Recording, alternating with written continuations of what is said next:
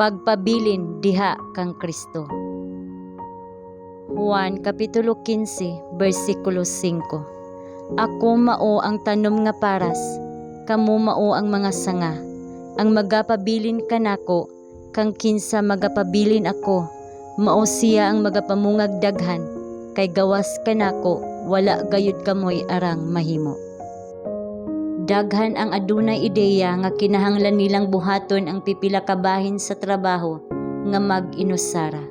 Sila misalig kang Kristo alang sa kapasayloan sa sala, apan karon sila nangita pinaagi sa ilang kaugalingong mga paningkamot sa pagkinabuhi nga matarong. Apan ang matag ingon nga paningkamot mapakyas.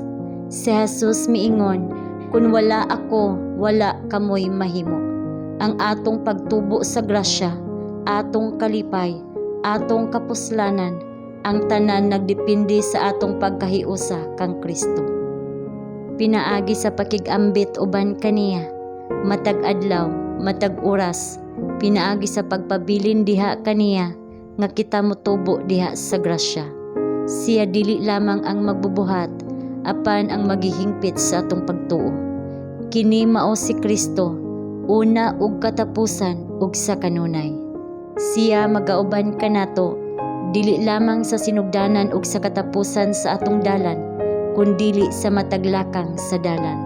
Si David nag-ingon, ang Ginoo gibutang ko kanunay sa akong atubangan, tungod kay ania siya sa akong tuong kamot, ako dili matarog. Nangutana ka ba, unsaon nako pagpabilin diha kang Kristo? Sa samang paagi nga imong gidawat siya sa sinugdan. Busa ingon nga inyong gidawat si Kristo Jesus nga Ginoo, paglakaw kamo diha kaniya. Imong gitugyan ang imong kaugalingon ngadto sa Dios aron mahimong bug-os nga iya. Sa pag-alagad ug pagsunod kaniya, ug imong gikuha si Kristo ingon nga imong manuluwas. Dili nimo matubos ang imong kaugalingon sa imong mga sala, umabag-o ang imong kasing-kasing. Apan sa gihatag nimo ang imong kaugalingon sa Dios, mituo ka nga gibuhat niya kining tanan alang kanimo tungod kang Kristo. Pinaagi sa pagtuo, nahimo kang iya ni Kristo. Ug pinaagi sa pagtuo, mutubo ka diha kaniya. Pinaagi sa paghatag ug pagdawat, imong ihatag ang tanan, imong kasing-kasing, ang imong kabubuton, ang imong pag-alagad. Ihatag ang imong kaugalingon ngadto kaniya aron sa pagtuman sa tanan niyang mga kinahanglanon.